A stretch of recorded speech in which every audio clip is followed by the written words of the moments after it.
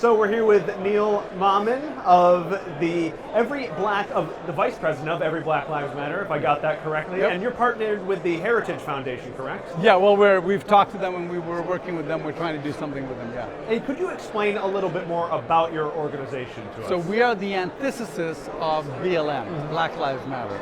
We are the real solutions, so true solutions. We believe that we want to take, we always break up the BLM folks into the four groups. The first group is the BLM leadership. There are Marxists, Satanists, whatever, every ist. Every ist that are bad. Right? You can't talk to them. They're in for the money, they're in for the power. Then there are the Antifa guys who are really they're the paid volunteers who go and thrash place. So those two people you can't really get to. But there are two other groups that we really want to reach, and we believe that's important we reach them. One is the young kids in college who understand the sentiment that black lives do matter, right? But they don't have a way to express except BLM. And then we have the average, middle-of-the-road liberal person, and sometimes in many cases Christians. In fact, our organization was started because we noticed some Christians going out and protesting with BLM, not understanding the roots of BLM. So those two people, we want to bring them over. But if we go over, and if you go over to someone and you say, if somebody says Black Lives Matters, and you say every life matters, or all lives matter, they'll call you a racist, of course. Right, and we've seen those interactions where, actually even with Mike Pence and people like that, where they were trying to force him to say and Black then it Lives. distracts from the issue. Right. So we're going to give them a way out. Anytime somebody says Black Lives Matter and asks you to repeat it, he goes, yes, every Black life matters. And then you can go into this, and that's where we started. Like, how do we then? Could you explain the every part? Yes. How is that different from regular Black Lives Matter? Now, we all know that all lives matter, right? Of course. So let's understand that. And secondly, we all know that there are no races. There's only one race, that's the human race. And we also say there are no colors. We're all shades of brown. Some are lighter, some are darker. And the Adobe spectrum, we're all in that category. I mean, if you want to look at white, you're not white. That's for sure. If you were that white, you'd be dead, right? Or you have makeup on, That's right? The only white people I know are the geisha girls, the geishas that put white paint on.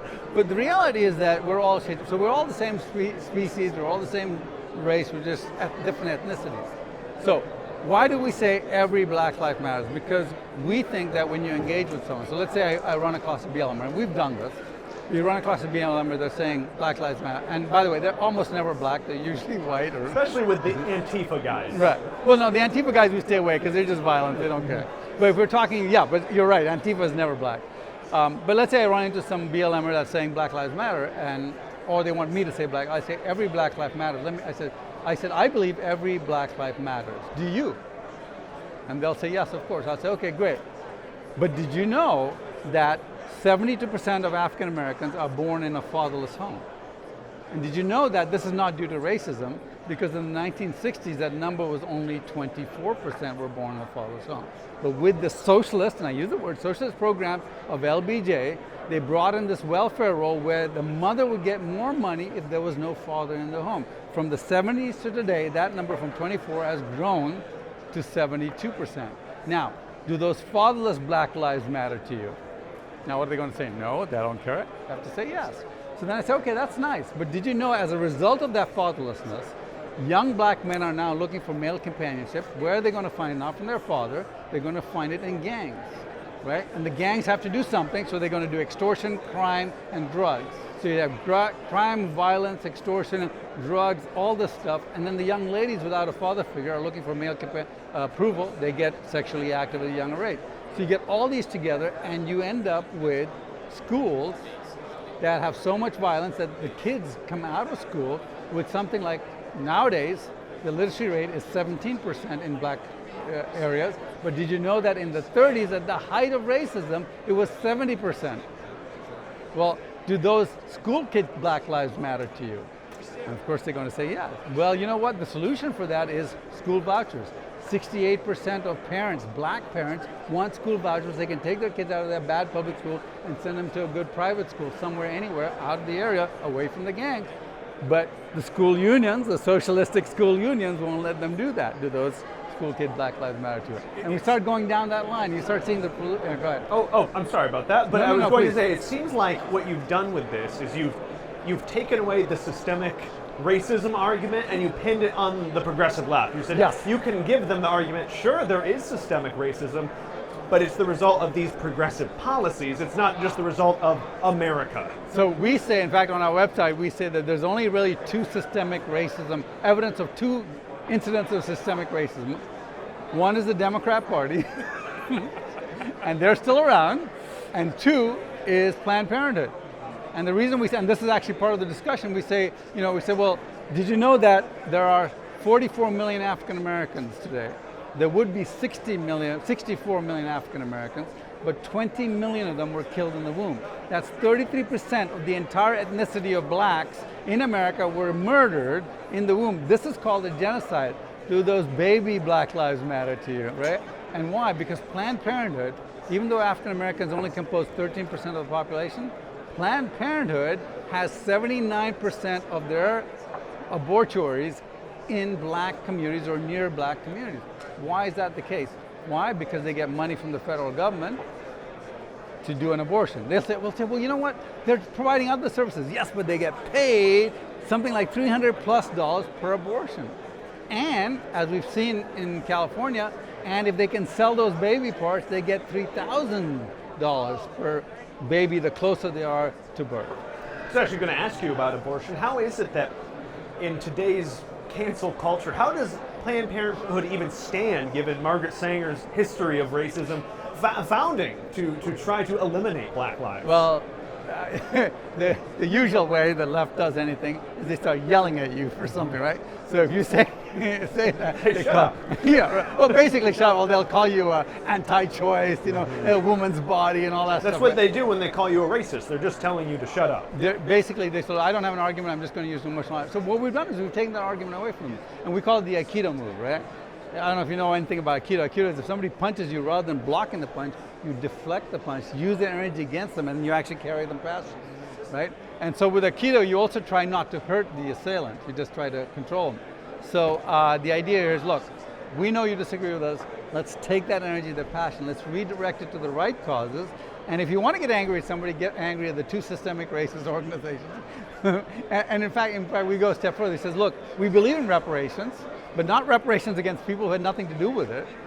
There's only one organization, two organizations today that were there back then and still continue today that were involved in racism and slavery, and that's called the Democrat Party. And they have billions of dollars. You want reparations? Get the Democrat Party paid, because they're the ones who started racism and kept it with the KKK. In fact, there's one more piece I say. I said, look, did you know that minimum wage was started as a racist policy?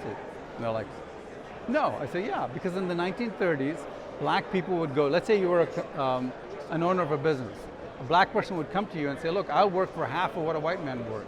Now, you're a racist, but you want money.